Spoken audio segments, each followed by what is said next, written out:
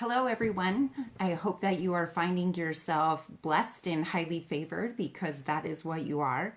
And I just wanted to take a few minutes and share with you some things that the Lord has been showing me in my Bible studies. And then He also woke me up this morning at 4:30 in the morning to really hit these points home and to help us to understand the importance of what I'm about to share with you. And one of the things that we teach in our Hope Restored classes is that transformation is a process. And with that, I pray that encourages you because you need to understand that we're not going to get it right every single time right off the bat, that there is a process to growing, to learning, to becoming and stepping into that person who God has called you to be. And I was reading in the Bible a couple of days ago about Paul. And in Acts chapter 16, Paul talks about he took Timothy, who was he was half Greek and half Jewish. Paul took Timothy to go get him circumcised. And then yet in Galatians chapter 5, Paul spends the entire chapter talking about how circumcision is not under grace and it's no longer necessary, and don't do it. And he's pleading with the people, don't do it. You don't need that. When you get into the circumstances or circumcision, you attach yourself to the law again and you separate yourself from grace. And I was wondering and asking the Lord, saying, what is the difference? How did he go from taking Timothy to get circumcised to saying, no, beloved, don't do it. You operate in grace of the kindness and goodness of Jesus Christ. And the Lord began to reveal to me, you know what?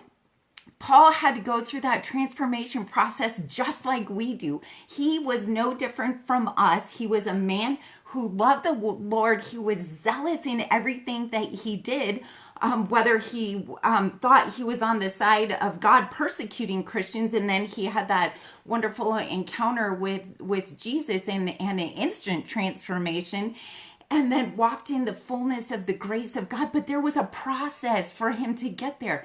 And so that's what the Lord showed me, is that, you know what, Missy? Don't be so hard on yourself if you mess up and you make mistakes and you fall short, because you know what? If Paul, one of the greatest champions of Jesus, had to go through that process, I go through that process as well. And there's so much grace that abounds. And it just encouraged me, and I pray that it encourages you. And so just, beloved, know that transformation is a process. Now, however, here's where we come in and we have choices to make. When the Lord presents a truth to you, and remember, we always want it to be God's truth, not somebody else's truth. When God presents a truth to you, you have two choices. The first choice is that you can embrace that truth and begin to implement it into your life, begin to reset those mindsets to come into alignment with the truth that God has just revealed to you. Or you can choose to stay where you're at, to just stay stuck in those same mindsets and those same behavior patterns that the Lord is trying to get you out of.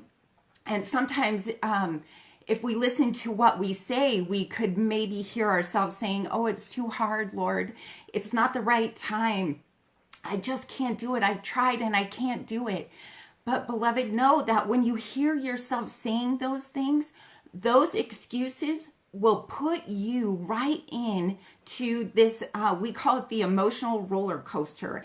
And it's where you're living life just on the whims and emotions and the events of the day, because we all know that life is going to continue to come at us. People are going to say mean things to us. People are going to act in mean ways to us.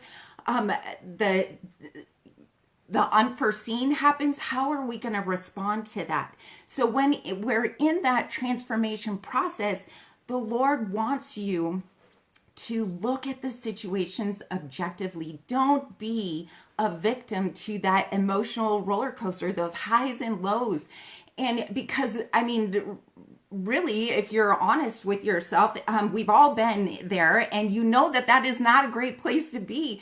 And you just live in constant turmoil, and that's not where the Lord wants you to be. That's not who the Lord has called you to be. He's called you to walk in victory, not to be subjected to the whims of today, or what's going to happen next minute, or this person made me mad and now my whole rest of the day is ruined because I'm mad. Well, you're making a choice. You're making a choice to be angry, or you can look at it, and we call it authentic communication. And at Hope Restored, this is what we teach, is to look at every situation with objectivity, with truthfulness, with integrity, so that you want to always act and think and respond in integrity and tactfully. And once you begin to understand that this is how we view all situations, whether somebody comes at us and says something, because you know what? I mean, those people who live on the emotional roller coaster, they're going to act and respond in kind. They are going to be driven by emotions. They are going to be driven by anger. They are going to be driven by everything other than objectiveness, tactfulness, truthfulness, and certainly they are not going to operate in integrity. But we as believers who understand this truth, who embrace our transformation process, this is how we are to respond. We recognize those people and those events who come at us and who try and shove us right back on that emotional roller coaster. But beloved, don't let them. Don't let them. Recognize them for a constant rider of the emotional roller coaster. Pray for them that they can be free of that. And you don't get on it. Stay in truth, stay in integrity, stay in the promises of God. Embrace your transformation. And beloved, give yourself grace, because God gives us so much grace. So when we do mess up and put ourselves on that roller coaster, or don't operate or respond the way that we should, beloved, give yourself grace. Pick yourself up right then. We always talk about right immediately now. Don't wait for tomorrow. Don't wait for an hour from now. Right immediately now. Whether your feelings are in alignment with you or not, you must make the choice. And that is how we embrace that transformation process. And really, we speed through that transformation process where it becomes easier and easier. So, beloved, don't get on the emotional roller coaster. Look at everybody with love and objectivity and truth, that God loves them too. And they might not be in the same place you are, but that God loves them, and He is getting them to where you are because He wants the best for them as well. And just love yourself, be your biggest champion, embrace the transformation process, because it's great. What God has for you is so much better than you can ever imagine. And so I just want to leave you with that. That's what the Lord showed me in my Bible study, and this morning in a early morning conversation we had together. And so I pray it blesses you, and I just pray that you know how beloved you are, how special you are, and truly that you are a gift to this world. And this world is a much better place because you're in it. I love you all. I hope you have a very, very blessed day. Bye.